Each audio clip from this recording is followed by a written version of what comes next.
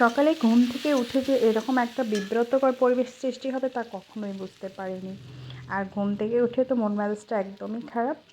তো আসসালামু আলাইকুম, আশা করি আপনারা সবাই ভালো আছেন। আল্লাহর অশেষ রহমতে আমিও ভালো আছি এবং আমার পরিজনকে নিয়ে খুব সুস্থ আছি, ভালো আছি।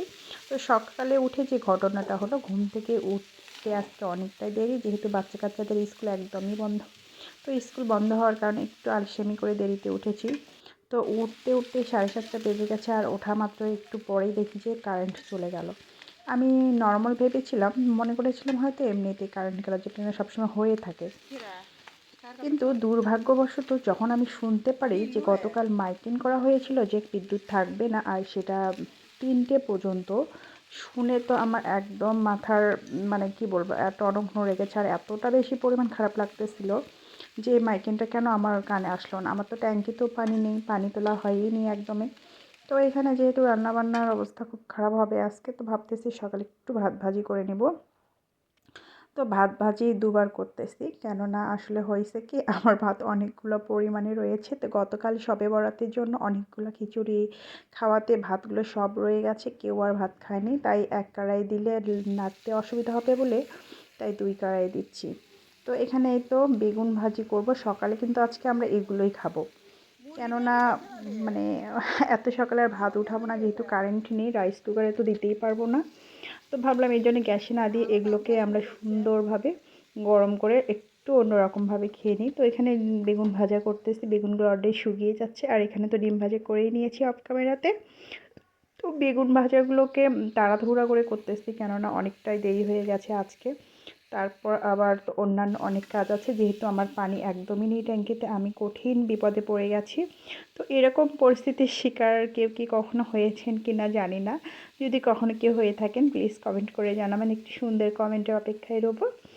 আর আমি আমার ভিডিওর মাঝে আবারও একটা কথা বলতেছি, সেটা যদি কোনো সাইট থেকে আমার ভিডিওর কোনো অংশ যদি আপনাদের মনে এতটুকু ভালো লেগে থাকে এবং যদি মনে হয় যে বন্ধু করে আমাকে পাশে রাখা যাবে বা ভালোবেসে আমাকে সাপোর্ট করা যাবে, তো ইনশাল্লাহ আমার চ্যানেলটাকে একটু সাবস্ক্রাইব দেবেন, আমার পাশে থাকবেন। আর নোটিফিকেশন আসা মাত্রই আমার ভিডিওটাকে অন্তত 2 থেকে 3 মিনিট কন্টিনিউ চালিয়ে যাবেন, যেহেতু আমি প্রথম ভিডিও আপলোড করতেছি। হয়তো ভিডিওর ক্যাটাগরি আপনার ভালো নাও লাগতে পারে বা ভিডিওর ভয়েস সাউন্ডটা আপনার নাও ভালো লাগতে পারে। তবে আসলে নতুন পর্যায়ে কাজ করতে গেলে এরকম পরিস্থিতির শিকার হতে হবে, এটা নতুন কিছু না। তারপরেও আমার তরফ থেকে চেষ্টা করব একটু কোয়ালিটিফুল করার জন্য, যেহেতু আসলে আমার মানে বাসাটা একদম গ্রাম একটা সাইডে। তো এই জন্য আসলে এর চেয়ে হাই কোয়ালিটির ভিডিওগুলো হয় না। আসলে অনেক আপুকে দেখে অনেক সুন্দর সুন্দর ডেকোরেশন করেন, অনেক সুন্দর সুন্দর ঘর সাজানোর ভিডিও আপলোড করেন, যেটা আমি মুগ্ধ হয়ে দেখি, আমার খুবই ভালো লাগে। কিন্তু আসলে এরকম কিছু নেই, আমার বাসাটা আহামরি কিছু না।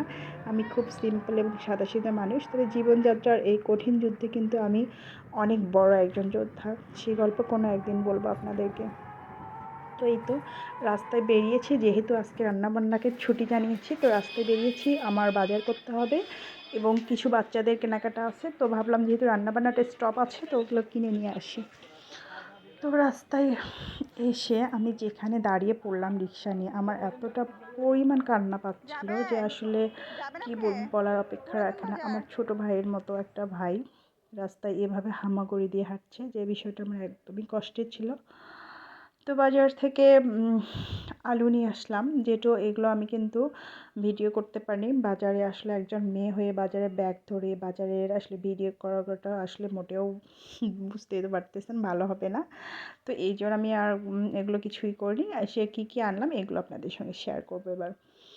খুব কষ্ট করে বাজারটা নিয়ে আসলাম। তো এখানে আলু নিয়েছি 2 রকমের, কেননা রমজান মাস সামনে, একটু 2 কোয়ালিটির আলু, একটা মুরগির মাংস বা গরুর গোশত দিয়ে রান্না করতে বেশ মজা লাগবে। আর এখানে সালাদের জন্য নিয়েছি টমেটো, আর একটু নিয়েছি শসা। শসা বলতে ভুল হবে, এটা ক্ষীর। এটা কিন্তু আমরা ছোট্টবেলায় খুব পছন্দ করে খেতাম লবণ মরিচ মাখা দিয়ে। আমাদের গ্রামে কিন্তু এটা অনেক জমিতে চাষ হতো। আমরা যে স্কুলে পড়তাম সেই স্কুলের পাশে অনেক বড় একটা জমিতে এরকম চাষ হতো। আমরা কিন্তু টিফিন বেলায় সেগুলো নিয়ে নিয়ে খেতাম, খুব বন্ধুরা মিলে মজা করে মেখে খেতাম, সময় পার করতাম। সে সময়গুলো আসলে হারিয়ে গেল, কোথায় হারিয়ে গেল নিজেও জানি না। মাঝে মাঝে বড্ড কষ্ট হয়, সেই সময়গুলোর কথা খুব মনে পড়ে যায়। মনে পড়ে আবারও যদি ফিরে যেতে পারতাম সেই ছোটোবেলায়। তো আসলেই কি সেটা সম্ভব? সম্ভব না। এখন দায়িত্ব, কর্তব্য এতটা পরিমাণ মাথায় রয়েছে, আর কি বলবো, আমার জীবনে তো আর অনেক বড় একটা দায়িত্ব।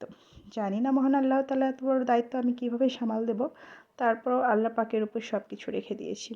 তো বাজারে যেহেতু পাকা মরিচ পেলাম, তো ভাবলাম এগুলোকে আমি শুকিয়ে বয়াম ভরে রাখবো, ভরে গুঁড়ো করে রাখবো, কারণ বর্ষাকালে প্রচুর পরিমাণ মরিচের দাম বেড়ে যায়। তো এটা দিয়ে কিন্তু একটা আমি ভিডিও আপলোড করব, যেটা আসলে বর্ষাকালে অতিরিক্ত মরিচের দাম বেড়ে যাওয়াতে অগ্রিম মরিচ সংরক্ষণ করে কিভাবে রাখবেন, বা আমি যেভাবে রাখি। এই টেকনিকটা মোটামুটি সব আপুরাই জানে, এটা নতুন কিছু নয়। তারপরে একটু ট্রাই করবো আপনাদের সঙ্গে শেয়ার করার জন্য। তো মরিচগুলোকে এইরকমই তো কুলোয় ঢেলে নিচ্ছি। ম্যাক্সিমামগুলোই পাকা, ভুল হয়ে গেছে। আমি যদি আরও 2 কেজি নিতাম, এখানে 1 কেজি নিয়েছি, আর 2 কেজি মরিচ নিলে মনে হয় বেশি ভালো হতো। আর এখানে কিছু ডাল নিয়েছি, যেহেতু গরম পড়তেছে, আমার বাচ্চারা ডাল খেতে খুবই পছন্দ করে।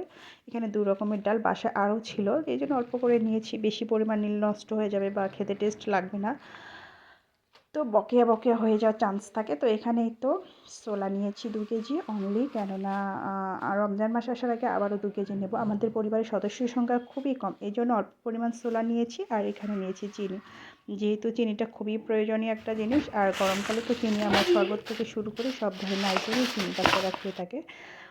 তো এখানে এই তো এগুলো কিন্তু আমি মানে শোল মাছগুলো নিয়েছি, যে আসলে এগুলো গুঁড়ো কালাই দিয়ে রান্না করার জন্য আমার কিন্তু খুব টেস্টি লাগে, বা লাউ দিয়ে রান্না করার জন্য।